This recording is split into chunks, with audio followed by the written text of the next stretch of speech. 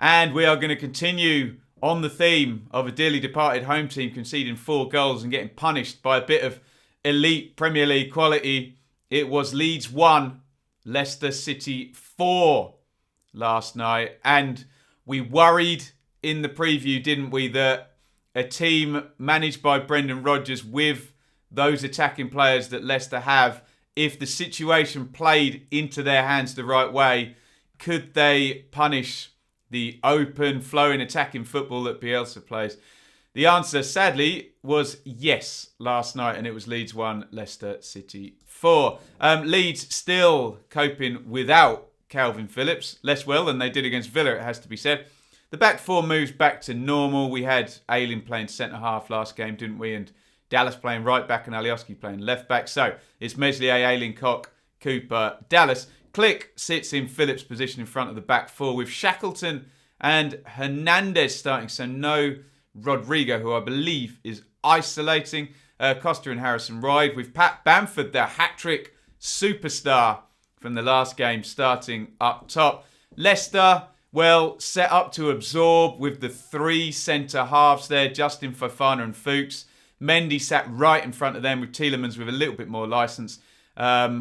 The wing-backs will support but get back. This sounds a lot like Nuno's Wolves, doesn't it? With Thomas and Albrighton. And then, attackers there, quick and decisive. Barnes, Vardy and Pratt. And sadly, as I said, set up in a similar way to Wolves, who won at Ellen Road and probably executed even better than Wolves in this game. However, a bit of a tale of 2 number 9s, let's just say. And we were full of praise for Bamford after the hat-trick against Villa. So please don't come at me in the comments about that. But everybody knows he should score that. Costa crosses it in. Harrison heads it across. Bamford, 5 yards out as he jumps. 1.5, 1.75 minutes into this game. And he can't get the header past Schmeichel. And very, very annoyingly, if you're a Leeds fan, it was straight up the other end. That is a simple ball into the channel. Barnes gives chase and pressures Robin Koch. And I think what happens here, it's a complete mess. Meslier moves across to the edge of the area to try and make a better angle from Koch. He's fairly innocent here. But look, wherever Meslier goes, look at Jamie Vardy.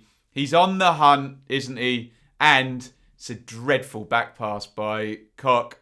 Leeds fans, don't get emotional about this. Leave your bias at the door. It's not going to be a good game for Koch, and it is reasonable for us to give an honest analysis of his performance. As I always say, if you want to watch a fan channel, they won't be too critical. I've got to be honest and call this down the middle. It's really poor from Koch. Vardy is onto it, and he's just the seasoned pro, isn't he?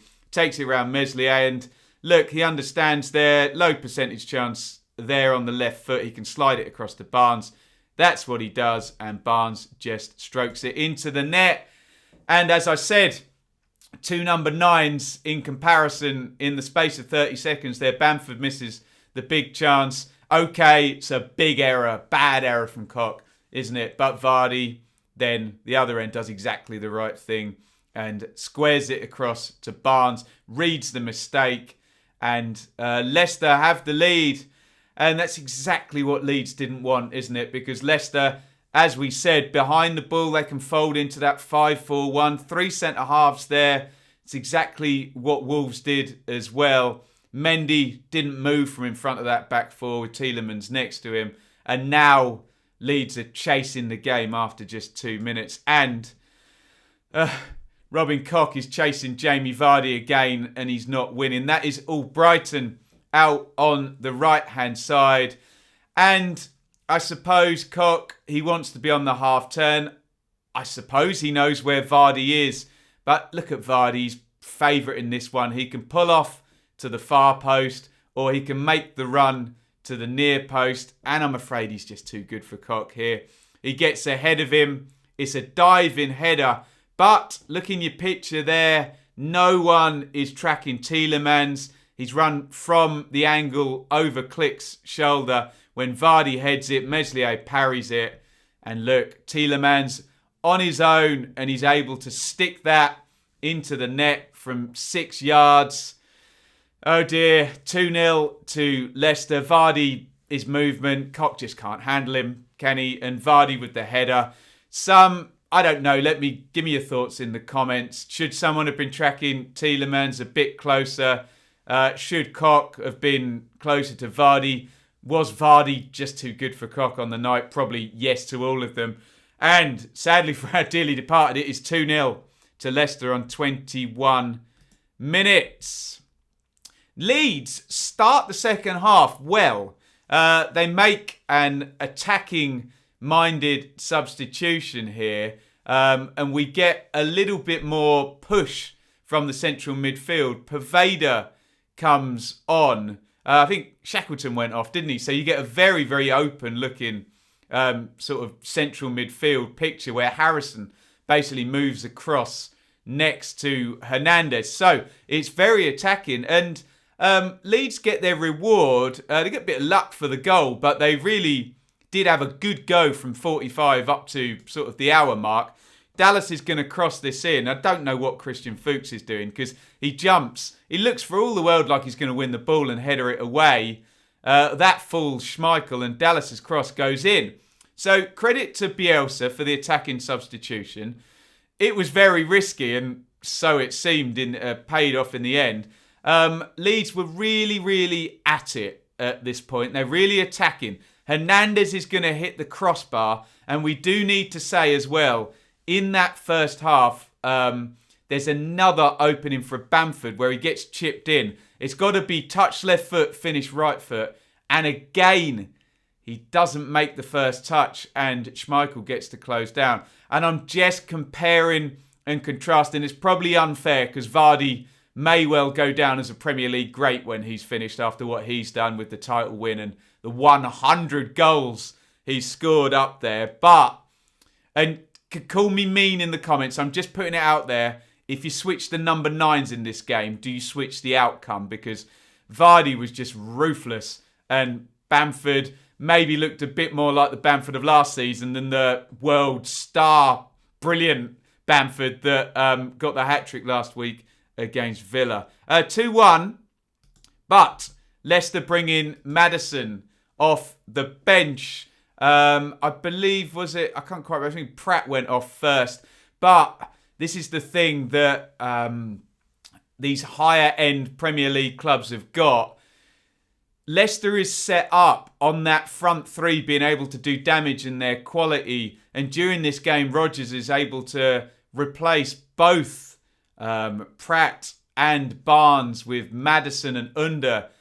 And as the game stretches, Mattheson and Under do damage here. Mattheson is going to play it through to Under. It's a bit of quality in the end. But again, look there at Robin Koch and look at Jamie Vardy.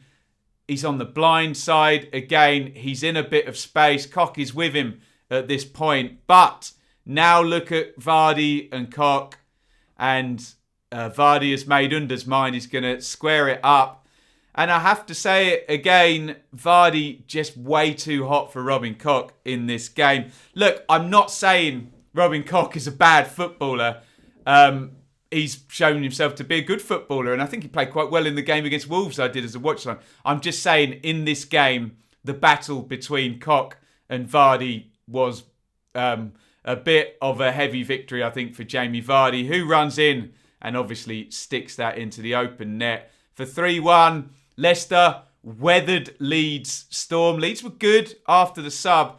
But then when it calmed down, when the game was intense and frenetic in Leeds' favour, Leicester did look like they were struggling to cope. But when Leicester could control the Leeds attacking flow with the 3 centre-halves and the wing-backs pulled back, that played heavily into Leicester's favour. Hernandez in the end got substituted and through quite the strop, I think, when he went off. He didn't look like he wanted to go off.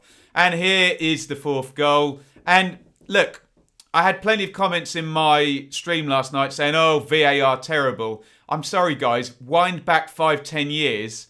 This is what everybody wanted.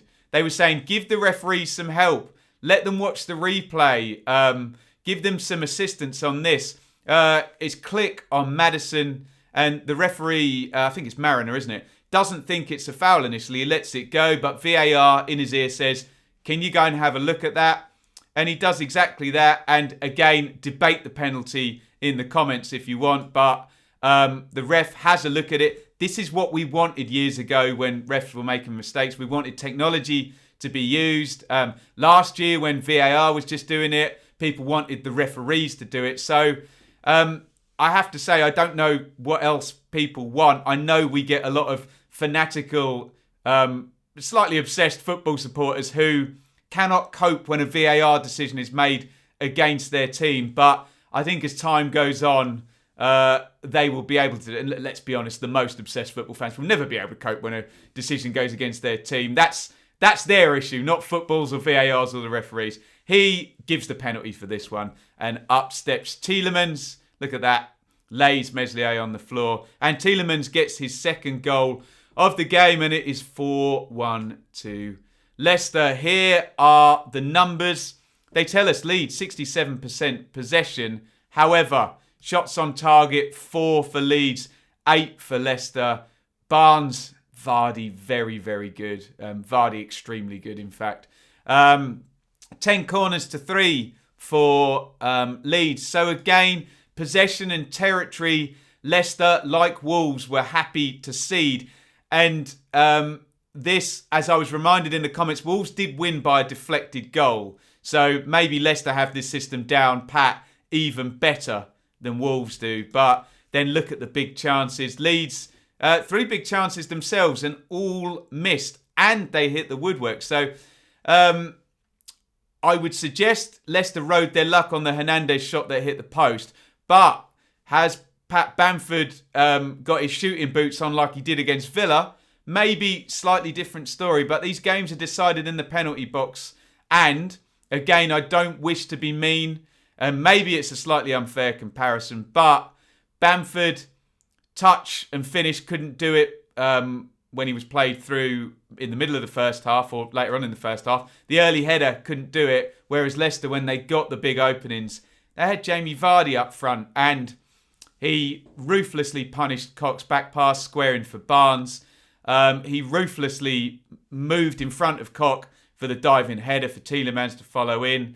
Again, he's outrun Cock as Mattheson plays under through, and then, the penalty for 4-1. So, yes, Leeds were punished, weren't they, by the ruthless efficiency up top.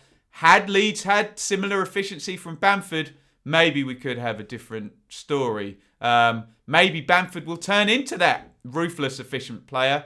Maybe Leeds will buy that ruthless, efficient player. Who knows? But Leeds are never going to play in the way Leicester do, are they? Look at that, 639 passes to 302. Look, from a Leeds point of view, we all know Bielsa is not going to massively change his philosophy. He's still going to bring his fullbacks forward. He's still going to attack. He's still going to have a wide midfielder with the fullback going round the outside of him, trying to overload 4 against 3 in the corner of the penalty area, which obviously leaves you massively open at the back. That's not going to change. But we all know that Bielsa is a massive thinker, isn't he? He will slightly tweak to look at this and look at when a team does set up in the way Leicester and Wolves have done. What can he do just to counteract that? He may give it plenty of thought, Bielsa, and let's be honest, you, me, everyone who's watching this, we could give it as much thought as we like. We're not going to come to as worldly a conclusion as the great Bielsa is, are we? So he may decide that, no, I'm not going to change anything. I think the risk I'm taking over the season will be a net gain. There may be a few games where this happens. But in the main, it'll do us well. He may decide that and change absolutely nothing. And we know that in changing nothing, he'll still have given it all the thought in the world, won't he? He may decide, I don't know, that he wants a double pivot in these games. Does he bring, I don't know, Click a bit further back next to a Calvin Phillips? I don't know. Bielsa will make that decision, and I'm sure all of you Leeds fans watching will implicitly trust him to make that decision. And it's just a numbers game now, isn't it, for Leeds and for Bielsa? Will this approach be enough to accumulate points against most teams? I suspect it probably will be. But there are going to be teams like Leicester and like Wolves that probably are going to be a harder matchup than the likes of Liverpool and Man City. Liverpool and Man City are not going to bring 3 centre-backs and 2 screening midfielders in front, are they? So, in the main, I suppose the question you Leeds fans need to answer is how many teams can execute that game plan? If the answer is only Leicester and Wolves that effectively, then perhaps Bielsa needs to do absolutely nothing, and Leeds fans have got nothing to worry about, really. What they do need to worry about is getting Phillips back, and Bamford, look, he deserves at least a few weeks' grace after that brilliant hat-trick, but people will question, could he have been more efficient yesterday? And just when the other number 9 is Jamie Vardy, you know the question's going to be asked. I don't think it's an unreasonable thing to question. And for all you Leeds fans who are very devoted to your club, who are going to say, Ben, you're being too harsh on Robin Koch. Guys, I'm not. He was second best to Vardy yesterday. I get your enthusiasm for your club. Be very honest. Leave your bias at the door. Koch versus Vardy was a smash victory for Vardy yesterday, wasn't it? And I'm not saying he's a bad player, and I don't think it's unreasonable for me to make that summation. I'm just preempting some of the comments I know I'm going to get, and I love your enthusiasm for your team, but come on, look at it very objectively, and Koch versus Vardy did not go well for Koch yesterday. Right, all of that being said, it was Leeds 1, Leicester 4, and I would love to hear your comments on all of that down below. Thank you so much for watching. If you enjoyed this video, please hit the like button to see more videos from this channel. Hit the subscribe button and to be notified every time we upload. Ring the bell for those notifications to come through on your device. If you really want to support the channel and me as a content creator, I will be eternally grateful if you head over to the merch store and grab something, or support over on Patreon, patreon.com/Benjamin Bloom. Thank you for your time. Go and watch another video.